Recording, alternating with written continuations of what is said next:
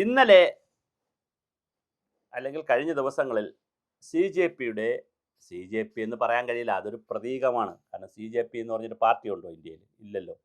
അതൊരു സോഷ്യൽ മീഡിയയിലെ ഒരു ഇൻസ്റ്റാഗ്രാം ഗ്രൂപ്പ്. പക്ഷെ ആ കെയർ ഓഫിൽ നല്ലവരായിട്ടുള്ള ആളുകളും തീവ്രവാദ ഗ്രൂപ്പുകളും വിദ്യാർത്ഥി സമൂഹവും രാഷ്ട്രീയ പ്രസ്ഥാനം എല്ലാവരും വലിയൊരു മാസ് ഡൽഹിയിൽ തമ്പടിച്ചിട്ടുണ്ട്. ജെനുവിനായി സമരത്തിന് വന്നിരിക്കുന്ന ഒരുപാട് പേരുണ്ട് ഈ വിഷയത്തോട്, ഈ കോസിനോട് ജെനുവിനായി. എന്നാൽ ഒരു സമരം നടക്കുമ്പോൾ സ്വാഭാവികമായിട്ട് അതിനകത്ത് നുഴഞ്ഞു കയറി കലാപം ഉണ്ടാക്കാനും കൺഫ്യൂഷൻ ഉണ്ടാക്കാനും ആൻറ്റി ഗവൺമെൻറ്റൽ പരിപാടികൾ ഉണ്ടാക്കാനും ഒക്കെയുള്ള ശ്രമങ്ങൾ നടക്കും, എല്ലാ സമരത്തിലും ഉണ്ടാവും. പക്ഷെ അങ്ങനെ നടക്കാതിരിക്കണമെന്നും ആരൊക്കെയാണ് ആൻറ്റി നാഷണൽ ഇലമെൻസ് എന്നും ഏതാണ് ജെനുവിൻ ഇലമെൻസ് എന്നും ഒക്കെ ഉള്ള മനസ്സിലാക്കാനുള്ള കഴിവും ശക്തിയും ഗവൺമെൻറ്റിനുണ്ട്. കാരണം അവരുടെ കയ്യിൽ വലിയ സംവിധാനങ്ങളുണ്ട്.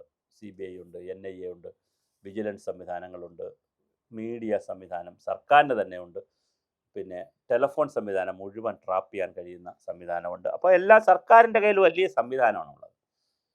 അപ്പോൾ അതുകൊണ്ട് തന്നെ ഇതൊരു ഈഗോ വിഷയമാക്കി വളർത്താതെ BJP വേഴ്സസ് പ്രതിപക്ഷം വേഴ്സസ് അല്ലെങ്കിൽ BJP വേഴ്സസ് പിള്ളേർ കളി എന്നുള്ള ഒരു ഈഗോ ആയിട്ട് വളർത്താതെ ഈ പറയുന്ന വിഷയത്തിൻ്റെ മെരിറ്റ് ചർച്ച ചെയ്യാൻ തയ്യാറാകണം എന്നുള്ളത് വളരെ പ്രധാനപ്പെട്ട കാര്യമാണ്. ഇന്നും സമരം കൂടുതൽ ശക്തിപ്പെടാം. അങ്ങനെയാണെങ്കിൽ ഡൽഹിയിൽ അടിച്ചമർത്തിയത് കൊണ്ട് മാത്രം ഈ വിഷയം തീരുമോ എന്നുള്ളത് സംശയമാണ്. കാരണം ഒരാൾ പോയാൽ അടുത്ത ആൾ സമരം ഏറ്റെടുക്കുകയാണ്. അപ്പോൾ വാഞ്ചൂൻ അകത്തായി, അദ്ദേഹം ഹോസ്പിറ്റലിലും ഭക്ഷണം കഴിക്കാത്ത രീതിയിലാണ് ഇരിക്കുന്നത്. അതുപോലെ തന്നെ ദീപക് ഉണ്ട്, അഭിജിത്ത് ദീപക് ഉണ്ട്, പ്രകാശ് രാജ് ഡൽഹി പോയി നിരാഹാരം കിടക്കുന്നു. അങ്ങനെ ഒരുപാട് ആളുകൾ ഇതിലേക്ക് വരുന്നു. ഇപ്പോൾ പ്രകാശ് രാജ് വന്നത് സമ്പൂർണ്ണമായി വിദ്യാർത്ഥികളുടെ ഐക്യദാർഢ്യമായിരിക്കില്ല. ഒരു മോദി വിരുദ്ധത പ്രകാശിൻ്റെ ഉണ്ട്, നമുക്കതറിയാം. ഒരു മോദിക്കെതിരായിട്ടുള്ള ഏത് സാഹചര്യത്തെയും പ്രയോജനപ്പെടുത്തണം എന്നുള്ള ഒരു സാധ്യതയുണ്ട്. ഇങ്ങനെയുള്ള ഒത്തിരി പേരുണ്ട്, മോദി വിരുദ്ധരായിട്ടുള്ള അല്ലെങ്കിൽ BJP വിരുദ്ധരായിട്ടുള്ള ഒരുപാട് പേരുണ്ട്. അതേസമയം ജെനുവിനായി സമരത്തിലേക്ക് പോകുന്നവരുമുണ്ട്. അപ്പോൾ ഈ സമരത്തെ കൈകാര്യം ചെയ്യേണ്ടത് കേവലം ഒരു അടിച്ചമർത്തലിലൂടെ മാത്രമാകരുത്.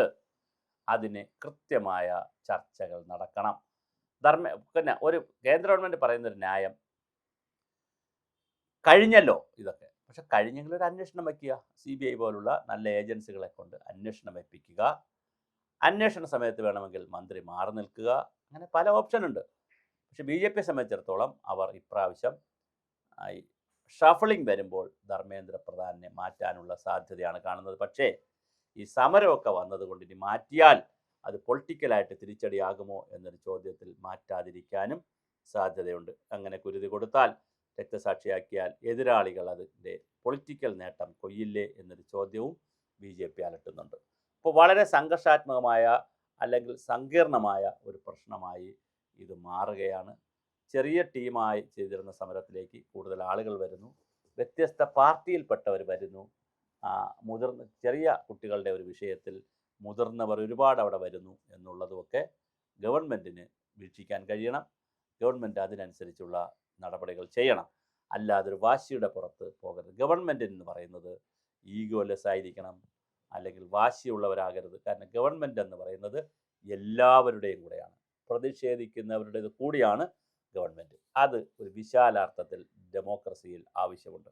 അപ്പോൾ സമരം ചെയ്യുകയാണെങ്കിൽ ഏത് ചെറിയ സമരവും വിളിച്ച് ചോദിക്കാനും അതിൽ ചർച്ച ചെയ്യാനും അതിന് പരിഹാരമുണ്ടാക്കേണ്ട വിഷയങ്ങളിൽ പരിഹാരമുണ്ടാക്കാനും കൃത്യമായി കഴിയേണ്ടതാണ്.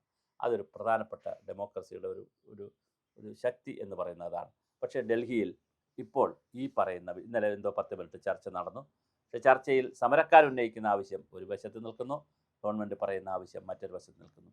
സമരക്കാരും ഗൗരവമായി ഈ വിഷയത്തിൽ വിട്ടുവീഴ്ചകൾക്ക് തയ്യാറാകണം. അവരല്ലാതെ കണ്ണടച്ചുകൊണ്ട് വെടിവെച്ചാൽ അവർക്കും അപകടമുണ്ട്. ഗവൺമെൻറ്റും ഇതിനകത്തൊരു സമവായത്തിലേക്ക് വരണം. അപ്പോൾ സമരങ്ങൾ തീർച്ചയായും പ്രതിഷേധങ്ങളുണ്ടാവും, പിന്നെ ചിലപ്പോൾ സംഘർഷത്തിലേക്ക് പോകും. പക്ഷെ സംഘർഷം കഴിഞ്ഞാൽ പിന്നെ സമാധാനമാണ്, പിന്നെ എന്നും സംഘർഷമല്ല. സംഘർഷം കഴിഞ്ഞാൽ 1-2 സംഘർഷമൊക്കെ വരും സ്വാഭാവികമായിട്ട്. അതിനെ തന്മയത്വത്തോടു കൂടി അല്ലെങ്കിൽ അതിനെ വളരെ കൃത്യമായി പരിഹരിക്കുക എന്നുള്ളതാണ് നമ്മൾ കാണുന്ന ഒരു ഉത്തരം. ഡൽഹി സമരം വളരെ വലിയ തോതിലാണ്. പക്ഷേ കേരളത്തിലെ മാധ്യമങ്ങൾ പലതും അത് റിപ്പോർട്ട് ചെയ്യുന്നതൊക്കെ അതൊരു വേറൊരു തലത്തിലേക്കുള്ള റിപ്പോർട്ടിങ്ങും ഒക്കെ ഉണ്ട്. സത്യസന്ധമായി അവിടെ നടക്കുന്ന കാര്യങ്ങൾ നമ്മൾ അറിയേണ്ടതുണ്ട്. അതറിയുമ്പോൾ തീർച്ചയായിട്ടും ഞാൻ ഈ പറഞ്ഞതുപോലെ ഭരണകക്ഷി എന്നുള്ള നിലയിൽ BJP എടുക്കേണ്ടുന്ന കുറച്ചുകൂടെ ഉയർന്ന നിലവാരത്തിലുള്ള ഒരു സ്റ്റാൻഡുണ്ട്. സമരക്കാർ അവരുയർത്തുന്ന ആവശ്യങ്ങളുടെ ജെന്യുവിനിറ്റിയിൽ മാത്രം നിന്നുകൊണ്ട്, അല്ലാതെ ആർട്ടിക്കിൾ 370 കഥയും അല്ലെങ്കിൽ കർഷകരുടെ സമരത്തിൻ്റെ കഥയും പഴയ കഥകളെല്ലാം പറഞ്ഞ് അതെല്ലാം പ്രസംഗിക്കാനും അതൊക്കെ പറഞ്ഞ് ആളെ കൂട്ടാനും ഈ വിഷയത്തെ വഷളാക്കി യഥാർത്ഥ വിഷയത്തിൽ നിന്ന് മാറി മറ്റൊരു തലത്തിലേക്ക് വളർത്തിക്കൊണ്ട് പോകുന്നത് ശരിയല്ല. അത് വേണമെങ്കിൽ മറ്റ് വിഷയങ്ങളിൽ മറ്റ് സമരം ചെയ്യട്ടെ. പക്ഷേ ഈ വിഷയത്തിൽ വളരെ കൃത്യമായ ജെനുവിനായ ഒരു ഡിമാൻഡും ജെനുവിനായ സൊല്യൂഷനും ഇതിനകത്തുണ്ടാകണം. നമ്മളെ സംബന്ധിച്ചിടത്തോളം കൃത്യമായ നല്ല പരീക്ഷകൾ നടക്കണം. ജനങ്ങൾക്ക് നല്ല കൃത്യമായ വിവരങ്ങൾ കിട്ടുകയും വേണം. അവിടെയാണ് നമ്മുടെ പോയിന്റ്. അപ്പോൾ തീർച്ചയായിട്ടും വളരെ കൃത്യമായിട്ടുള്ള ഒരു നിലപാട്, നടപടി ഡൽഹിയിൽ ഉണ്ടാകുമെന്ന് തന്നെ നമുക്ക് പ്രതീക്ഷിക്കാം. അല്ലെങ്കിൽ സംഭവിക്കാൻ പോകുന്നത് ഡൽഹിയിൽ വളരെ വലിയ തോതിൽ വീണ്ടും കലാപവും സംഘർഷവും മാത്രമായിരിക്കും ഉണ്ടാവുക. അത് ഗവൺമെൻറ്റിന് ഗുണകരമല്ല. ഇതിൽ പോകുന്ന സമര സംഘടനകൾക്കും വിദ്യാർത്ഥികൾക്കും ഒരു തരത്തിലും ഗുണകരമല്ല. ഇതിനെ വളർത്തിയെടുത്ത് അഭിജിത്ത് ദീപ്കയ്ക്കും അല്ലെങ്കിൽ വാഞ്ജുവയ്ക്കും ഒക്കെ നേതാവാകാം എന്നുള്ള ഒരു ചിന്ത വല്ലതും ഉണ്ടെങ്കിൽ അതൊന്നും ഇതിനെ സ്വാധീനിക്കരുത്. ഇവിടെ വേണ്ടത് നമുക്ക് വളരെ കൃത്യമായിട്ടുള്ള ഒരു ഒരു പ്രതിഷേധം വന്നു, ശരിയാണ്.